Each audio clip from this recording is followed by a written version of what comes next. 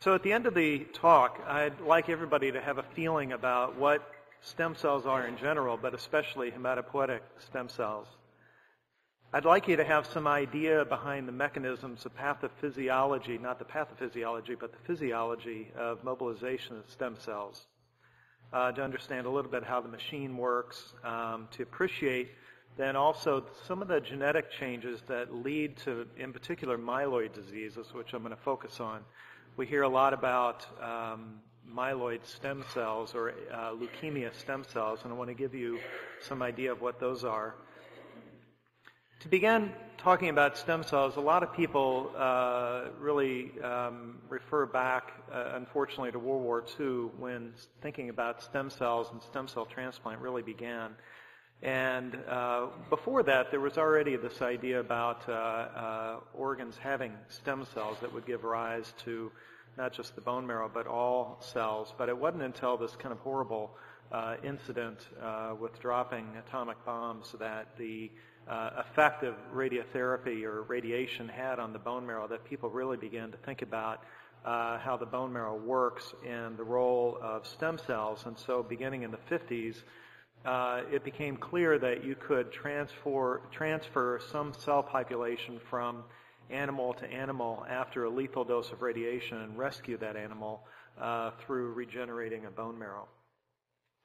Now, Dr. Thomas, of course, who we all recognize as being the father of our field, published his first experience with transplantation of bone marrow cells in 1957. And the paper, for the purpose of this talk, I went back and read that paper, and it's very interesting. It really gives you respect for what a forward thinker this man was. They were, and I won't describe the cases in particular, but these were very ill people that had bone marrow failure states, and he had recognized the opportunity to do some transplantation. And this paper really just showed that it was feasible. There wasn't a clinical trial per se the way we think about it today.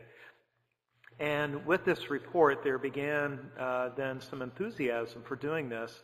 But as you can see on the graph on the right, this enthusiasm grew quickly but then fell when it became clear that at least taking cells from one person and just giving them to another didn't work. And so over the ensuing decade or two, investigators began to study how really to make this happen. And beginning in the early 60s, the recognition of the need, for example, for a preparative regimen and immune suppression, the recognition of GVH then led to some plans that seemed effective. And in 1977, Dr. Thomas published their experience with the first 100 patients treated at Seattle. And this was basically using Cytoxin TBI, just the way Corey had described, and they showed some success. And in this review published by Dr. Applebaum, you can see that shortly after this report, there was a relatively rapid growth in the use of allogeneic transplant.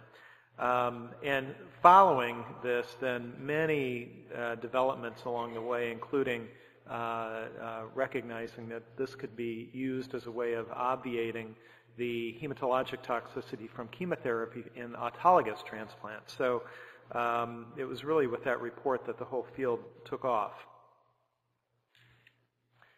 So the question is, what defines a stem cell? And really, as I mentioned, stem cells exist in many of our organs, and they carry two key properties. The first property is that the cell is able to replicate, to renew itself. And the second is that the cell carries within it the capacity to grow into differentiated and functional tissues. And so these cells exist in the bone marrow, of course, but also in the gut, in the liver, in the skin. Most of our renewable tissues will have within it some stem cell population.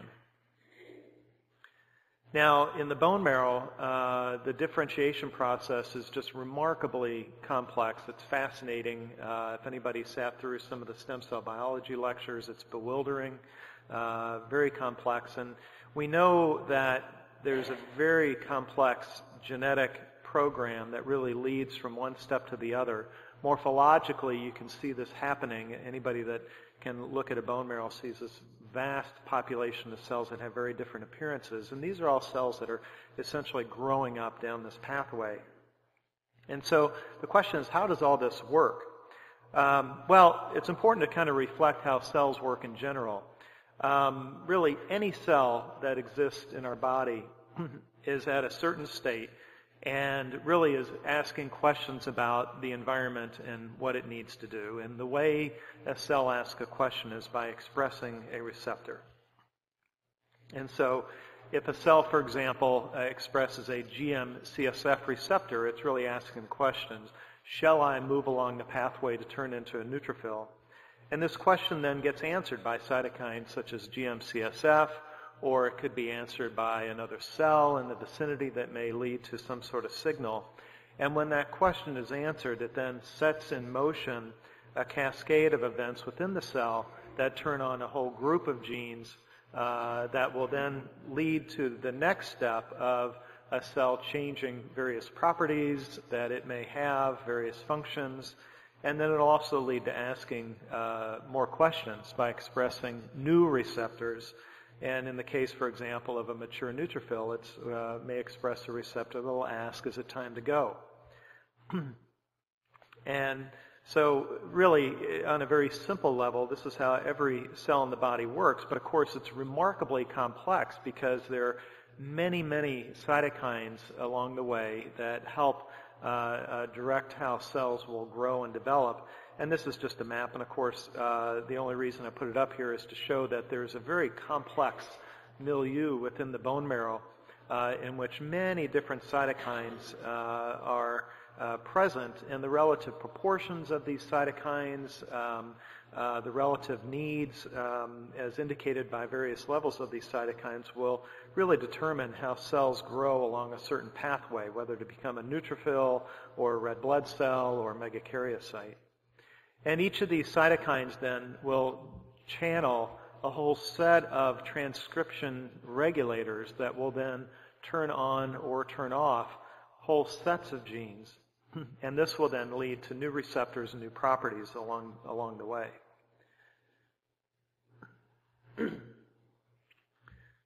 So I think in the bone marrow, you can appreciate that this is really an extremely complex microenvironment. You have cells talking to cells, cells secreting cytokines and hormones that will influence what cells do, and it really is just a remarkable organ that is responsive, and it's somewhat amazing to me that we can survive for as long as we survive without everything going awry all the time. So the fact that we all don't have leukemia is simply amazing, but unfortunately we know that happens. So the question is, how do you identify a stem cell? Experimentally, how can you do that? If you look at the bone marrow, they're very hard to find, and in fact, maybe 1 in 1,000 cells, 1 in 10,000 cells might actually be a stem cell. Well, there are really 3 practical ways that stem cells can be identified. We can identify them by transferring a stem cell into an animal to see if the bone marrow will regrow. There's a way of putting cells in a culture dish to seeing what kind of cells, whether you get many different kinds of cells or maybe one specific kind of cell. And then there's a very practical way of simply looking at various proteins and receptors expressed on the cell surface. Now, the most robust of these techniques is the what's called the immunodeficient mouse xenotransplantation model. And this is specifically done by taking an immunodeficient mouse. You radiate the mouse to eliminate its bone marrow, and then you can transplant in these mouse, say, one cell of interest. And if that cell turns out to be a hematopoietic stem cell, wait a couple months, and that immunodeficient mouse will then regrow a human bone marrow. And that really is proof in of itself that the cell that you started with was a stem cell. Now, any of us that actually have to manage a day-to-day practice know that that's completely unrealistic, but this is obviously important in principle in the lab. The other more practical way stem cells can be looked at, which is not done very much anymore, but this used to be really the primary way was to simply collect cells and then put them in a special kind of culture medium where they would grow, and then one could look at the cells, say a week or two later, and see whether you're getting lots of different kinds of cells growing. And so this is called a colony forming unit assay. And so people used to talk about quantitating stem cells in terms of how many CFUs were present after the cells were plated. And so this is more practical. It's about a 2-week assay. But of course, from real time in trying to manage patients and whatnot, had a lot of impracticalities. The more practical way to measure stem cells now, and the one that we use, is to simply characterize among a population of cells what surface proteins are present on these cells. And we know through studies using really these other assays that stem cells exist in a population of cells that express CD34, c-KIT, CD133, and for those of you who aren't familiar with the CD designation, this is just a nomenclature that's used to identify specific proteins that we can identify by having antibodies and other things. So CD34 is an actual molecule on the surface of the cell. And so using antibodies and methods that identify these proteins being on the surface of cells, but also not showing these other proteins, can identify a population of cells that contain stem cells. Now, the reason it's important that these other markers are not present is that the stem cell, for example, begins to turn into a neutrophil. It'll start to express other proteins like CD33. I don't have that up here. Some of these other CDs are things that are expressed on B cells and T cells, and so we want a stem cell, truly a cell that's not grown into anything. So right now, CD34 is the really only FDA-approved clinically relevant marker of stem cells, and so it's actually a glycoprotein that's expressed on cells. It's still not really sure what it does, but it's very stable, it's reliable, and there are now many methods that we can use to identify it. So from a practical point of view, when we collect cells from a patient, we can take a sample of those cells, do a technique flow cytometry to simply ask, how many of these cells express CD34 but not those other things? And that's really the way the lab then tells us what the CD34 count is, and then we use that as a surrogate for actual blood stem cells. Okay, so to segue into then mobilization, how does mobilization work?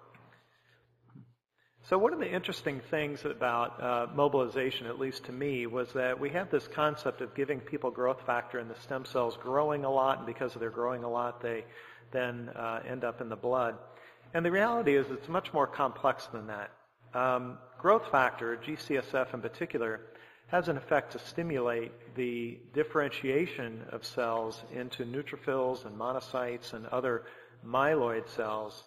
And one of the functions of these cells is to cause a degradation of molecules that hold stem cells within the bone marrow. And so when GCSF is given, cells like monocytes and neutrophils in the bone marrow will actually degrade the molecules that hold the stem cells in the bone marrow. And when that occurs, these stem cells then can actually float. They'll emigrate outside the bone marrow and move around. And there's probably some physiologic reason for this. We would never want a situation in our body where we have stem cells all collected in one area. If we're ill, we want stem cells growing in many areas in our bone marrow, and I would imagine that this is the adaptive mechanism for that. Now, in addition to degrading some of these proteins, I'm going to point out one molecule called CXCR4, and this is a receptor that also holds stem cells in the bone marrow. And this is relevant when we talk about Plexifor or Mosabil. So when we give growth factor to mobilize stem cells, we know that beginning day one, the white cells will go up very quickly. And not surprisingly, because of now understanding the mechanism, the CD34 population, so the stem cell population, lags behind that. So only after the white cells begin to go up do you start to see stem cells migrating out of the bone marrow. But it's important to point out that these cells are not growing. They're simply being released from the bone marrow to float in the blood where they're now accessible to be collected. The stem cell population, of course, parallels. If we were to do that colony forming unit assay, you can see that also parallels the rise in the CD34 count. And so this is really how we then collect the cells. Now, most centers will use a combination of methods to collect cells. Cells can be collected by using growth factor alone. And typically the kinetics of stem cell mobilization are you start the GCSF, and usually around day 3 to 4, the migration of cells out of the bone marrow really has begun in earnest. And then there's a peak around day 5 or 6, and even if you continue growth factor beyond that, the movement, the mobilization of these cells then will decline as a new equilibrium is established. Now, one of the surprising things is that giving chemotherapy itself will also enhance stem cell mobilization, and so many patients are given chemotherapy with growth factor, and this turns out to be much more effective in mobilizing stem cells in general if you just look at the quantity. But what's difficult about it is that it's more unpredictable. So in the case of giving cyclophosphamide, for example, if we give that day 1, it's usually not until about the 10th day that you begin to see the CD34 cells migrate outside the bone marrow. And there's some variability here. So, the providers that are trying to find that right day, find themselves maybe on a Saturday or Sunday trying to collect these patients because it's not as predictable as, say, just giving growth factor alone. But the combination of chemo and growth factor generally is more effective in terms of getting the quantity of stem cells. Now, this is, of course, a picture that I think most are familiar with, and I had to put this picture in there, kind of cracked me up. My children don't even know what a rotary phone looks like yet. Here's one, and I'm pretty sure this is one of the early diesel-powered machines, and or maybe there's a steam generator over here. Despite the technology, the machines certainly are prettier, they look nicer, but the technology behind leukapheresis has not changed. And it's one of these really elegant ideas, I think. Leukapheresis basically works by having blood obviously leave the patient through a tube, and it's then simply dropped into what amounts to be an inverted bowl. And this bowl, of course, spins. And as any kind of spinning apparatus, there is a centrifugal force. Well, down here where the diameter of the bowl is larger, the force is higher than it is up here where the diameter is smaller. And so because of that, there's a gradient of force along this line, and for that reason, the blood then separates, just as you were to spin a tube of blood. Exactly the same principle allows this blood then to separate into red blood cells, which are the heaviest, and then all the leukocytes, including the stem cells, into a layer, the buffy coat, and then up above is the plasma. All of these machines then also have a little device that you can insert down into whatever level you want to get off. So if you leave it up into this level, we could call that plasmapheresis because we could remove plasma. If we lower it down into the red cell level, we could remove red cells. Or if we put it right into this level, in fact, right here, right at the interface between the red cells and the buffy coat, that's about where the stem cells lie. And so we can put that right here, start removing that level of cells, and that's how the stem cells are collected. So I know in our institution we have Jan, and Jan is simply phenomenal at being able to put this thing exactly into the right place and collect really very efficiently. And this is where the expertise of a good apheresis nurse really is important, because there is some technique, some good fingers into making these machines work well. Now, unfortunately, it's very difficult to get cells from some people, so we kind of think about these people as poor mobilizers. And so what do we do with that group of people? Well, previous to the approval of plerixafor, we looked at using chemotherapy with growth factor, or if we had done that first, then maybe we try growth factor alone or combinations of growth factor, high doses of growth factor, and all of these sometimes would allow the collection of cells. But the approval of plerixafor really was a big change, because this now has allowed a much more reliable collection of stem cells for those people that are what we call poor mobilizers. And specifically the way plerixafor works, you might recall I mentioned this CXCR4 receptor on stem cells. This is, again, a protein that tethers the stem cells in the bone marrow niche. And what's interesting is plerixafor was originally being developed as an HIV drug. And it does work as an HIV drug, but it wasn't very practical because it didn't hang around very long and they didn't have an oral formulation. And they realized that when they gave this to patients that you would get this other response where now CD34 cells would float around in the blood. And so they redirected the development into this pathway, and of course that's what led to the approval. Plerixafor essentially antagonizes this receptor, is a dummy molecule that blocks that receptor, so then the cells will be released from the bone marrow. Now, it's a very interesting pharmaceutical agent because it may have other activities in mobilizing tumor cells, which may make them more susceptible to treatment, and there are all kinds of interesting studies going on using this in combination with chemotherapy among other possibilities.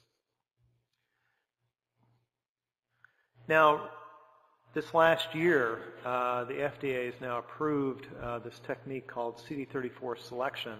Miltenyi has a device. How many people have this device or do CD34 selection at their place? Okay. So now with the clinical trial, the CTN clinical trial that had shown really markedly reduced risk of GVH, and now with an FDA approval, we may be hearing and seeing much more about CD34 selection. And I just wanted to describe for you how this works.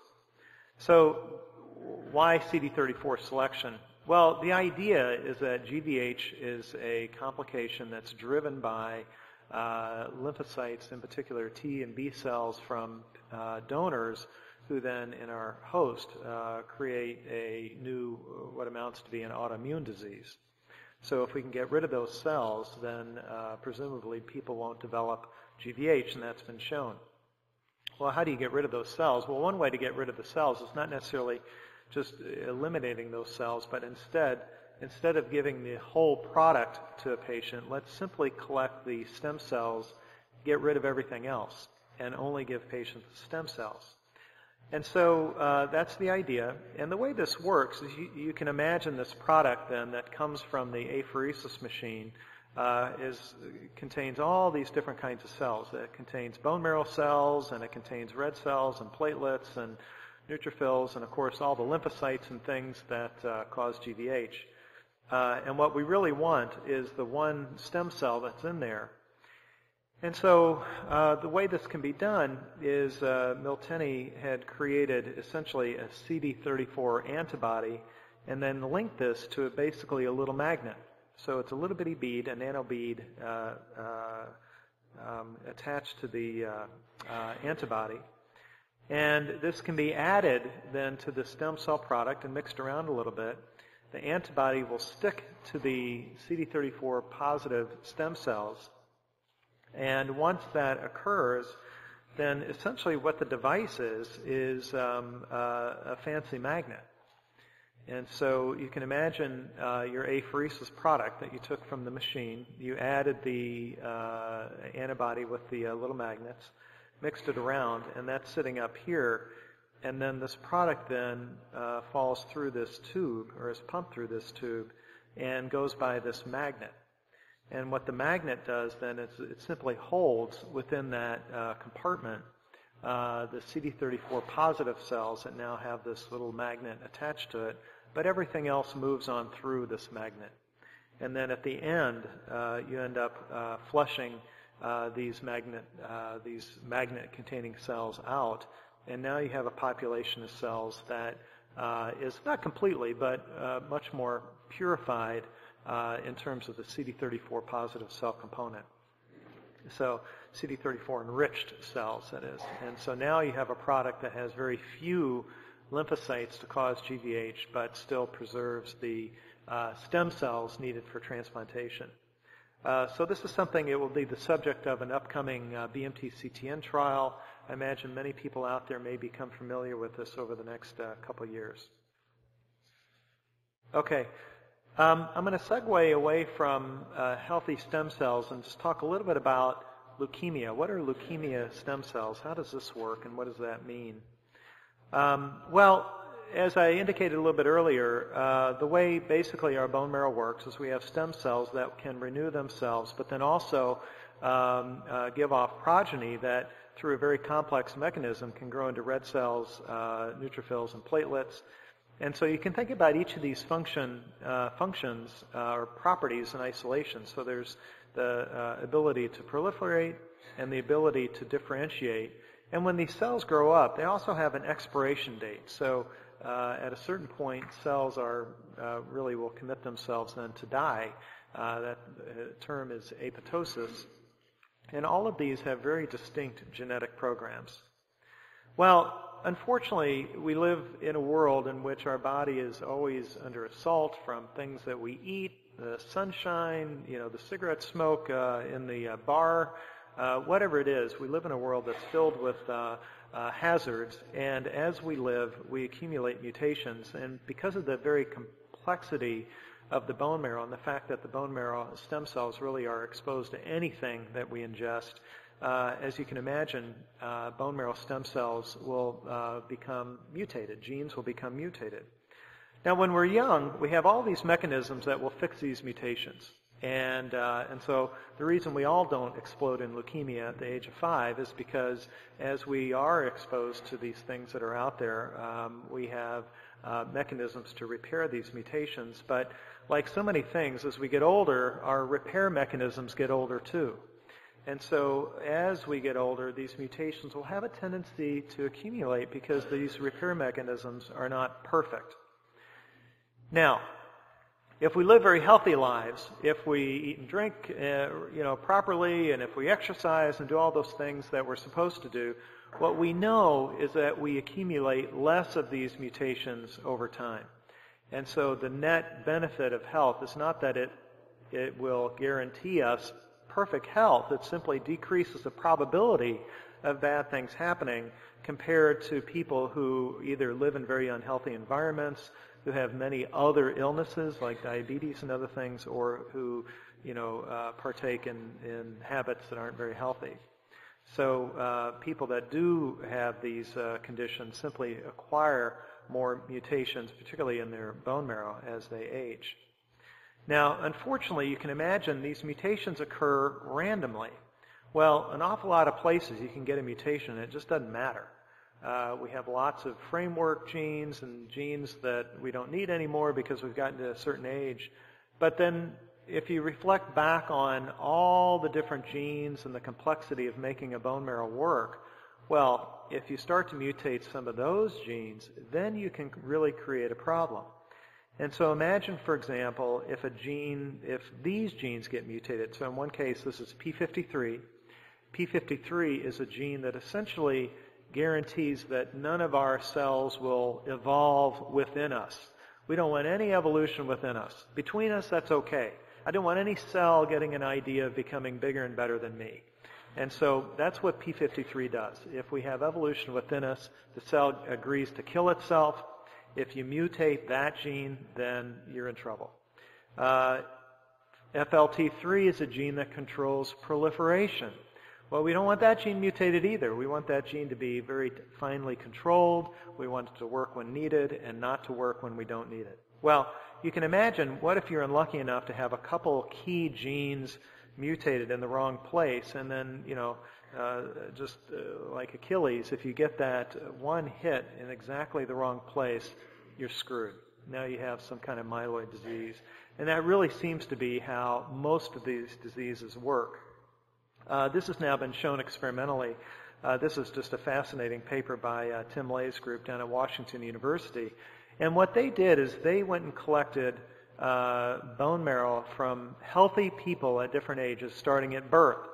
So here are 2 cord blood samples from newly born babies, obviously.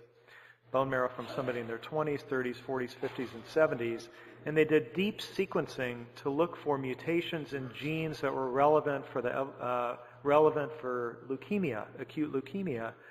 And what they can show is even in babies, you could find that you could find mutations in babies, and then as the decades move on, mutations in these genes accumulate. So it may be, a lot of healthy 70-year-olds are walking around with one gene staying healthy that, makes the difference between leukemia or no leukemia. Everything else is in place for that problem to develop. So clearly developing leukemia is not something that occurs last month. It's something that may be something that has occurred over a lifetime. This idea really parallels the incidence of acute leukemia, so we can see acute leukemia really rise rapidly, particularly after the age of 50. I'm in my 50s now, and I keep showing this, and it seems scarier and scarier each time it comes up. Like almost all cancers, it's quite a bit more common in males and females for whatever reason. This very much parallels this idea of us accumulating genetic hits in our bone marrow over time. Now, how does this cause leukemia? And let's get back to the stem cell piece. Well, you can imagine, just do the mental experiment for a minute. If you took a healthy stem cell and left everything intact, but then mutated just a couple genes that controlled this process of a cell growing up, differentiating, well, you could end up with a situation where the cell renews itself just fine, the proliferation genes, they're all intact, but the cell can't grow up. And so then you can accumulate all these cells that are essentially stuck at a certain point, and these we call blasts, and this is exactly the situation that shows up, or that leads to AML or ALL. So genes that control differentiation are somehow lost. One example of this, just to show you how this works, so there's a common kind of leukemia that's characterized by a translocation between A21. In the usual situation, there's a protein called CBF-alpha that comes in and binds a gene, and then it collects another set of proteins, and this collects some activators, and it turns on a whole bunch of other genes that then lead to cells growing into neutrophils. But when people have this translocation, piece of chromosome 8 stuck to piece of chromosome 21, they now have a new protein, something that we weren't born with, that binds the same areas as it would normally, but instead of attracting activators, it now attracts repressors. And so this then turns off all these other genes, and this in of itself will cause leukemia because now there's no differentiation. Now, another situation that you can imagine is, what if all these differentiation genes work just fine, but the proliferation genes get stuck on? Something mutates a proliferation gene, it's now stuck, and so this cell is growing, giving off lots of progeny, but those progenies grow up just fine. Well, this is exactly the situation that leads to the myeloproliferative diseases, chronic myeloid leukemia, P. vera, ET, and other kind of myeloproliferative diseases, where the cells are growing up normally, but the proliferation is not controlled. And so one example of this, for example, is what's called JAK2. And so there's a known mutation in this gene called JAK2, a G for a T, and this causes something that you can test for, a JAK2 V617F, referring to the change from valine to phenylalanine. And what this does is cause, again, proliferation that's stuck. And the way it works is normally JAK2 works as what's called an adapter to a receptor. So erythropoietin comes in and it binds to one of the receptors. This collects another JAK2, and these two molecules, when they are close to each other, will become phosphorylated and then turn on a whole bunch of genes that lead to proliferation. Well, when JAK2 is mutated, it now doesn't need this erythropoietin molecule. It can phosphorylate itself and turn on the same growth signals. So you can see that whereas before the cell was asking the question about whether or not it needed to proliferate, now that question is just stuck on yes, to proliferate all the time. And so, again, this is just one example of how a single mutation can lead to the pathogenesis of a disease. Now, in myelodysplastic syndromes, the situation is a little bit different because there are all kinds of different ways that you can simply, well, I'll say, screw up how a bone marrow grows up. And all of these we can lump together as myelodysplastic syndromes where the cells don't grow necessarily very well, and as they differentiate, they run into roadblocks and will die. And so lots of different mechanisms that will cause just dysfunctional differentiation, and all of these really are what characterizes myelodysplastic syndrome. And we're learning that a lot of these diseases are caused by really larger issues that relate to how chromosomes are turned on and turned off. And so if a big chunk of a chromosome is wound up really tightly, it can't be turned on. Whereas if it's unwound, then it can be turned on.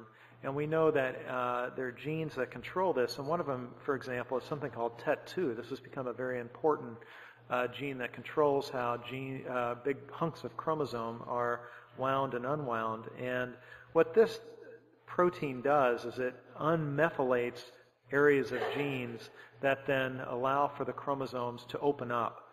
And so there are two genes that really are important in controlling this mechanism. This ties into the Krebs cycle, so everyone here, I'm sure, learned the Krebs cycle at some point, and you always wondered, why do I have to learn this? Well, it's actually cool again. So people are very interested in the Krebs cycle now because this now relates to the pathogenesis of AML.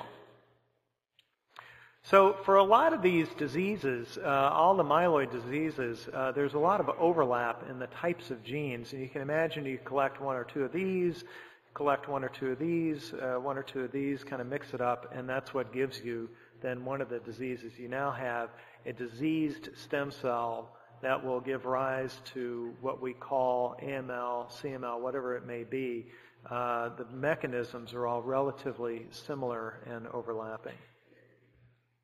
Okay, and then because of this, this process, we can also see, unfortunately, that diseases, an AML that looks one way in October and is treated may relapse in April and have a very different behavior.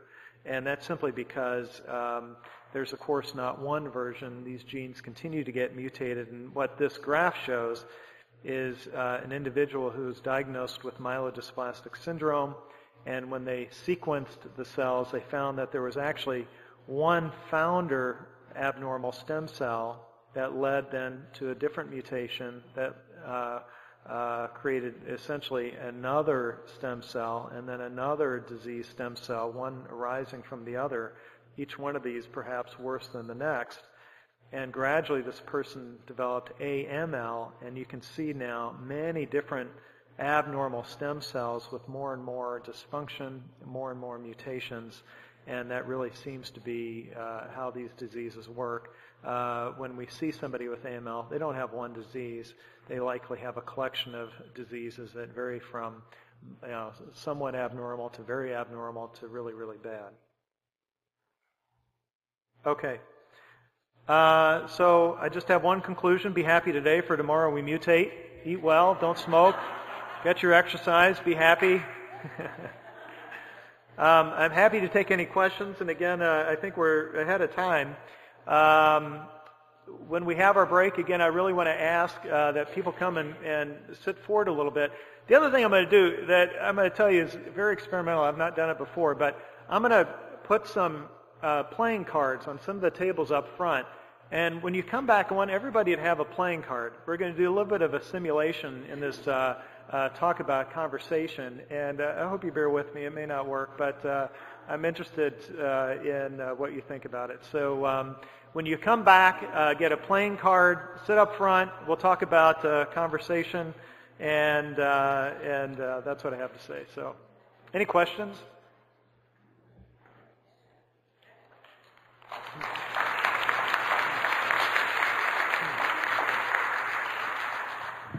Do we know, is there a genetic reason why multiple myeloma sometimes presents with lytic lesions and other times not? Yeah, that's a great question. So, not surprisingly, all cancers behave the same way. And they're just, I think, fascinating studies where you can take myeloma, for example, and if you were to take a biopsy of one area and do this kind of sequencing, and then go to a different part of the body and a biopsy a different part of the body, the diseases will not be the same. So you'll see that the myeloma will develop new mutations and new properties. It's not a stable disease. And so, for example, myeloma has to have certain genes turned on that allow the cells to essentially carve holes in bones. Now, not all forms of myeloma have those genes turned on. And so there are some forms of myeloma that have all the properties of myeloma except the ability to carve a hole in a bone. So even though we use one name, and we've all seen this, I mean, it's completely obvious to any of us that take care of patients, the myeloma in this person is different than the myeloma in that person. So we use the same name, but they're different diseases. And that's one example of how the mutations of the genes that control the disease affect how the disease behaves. All right, so we'll take a break, and I think we meet again at... Oh, I'm sorry.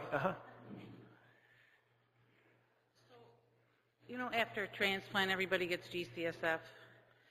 So, and say they get sick and their counts aren't coming back, and then a lot of people will like double the dose or add GM. Are we really doing anything at that point? And my second question about GCSF is, depending on who the doctor is on service, some people get it like post-induction and some don't, because some people think it makes the leukemia cell come back faster, and some say no, it doesn't do that. Yeah. So the question, I don't know if everybody heard that, it was really related to does giving higher doses of growth factor after transplant make a difference, and does giving growth factor after acute leukemia induction make a difference? And so both of those are pretty controversial things, and I think as Corey Cutler pointed out, there's a lot of bias among institutions.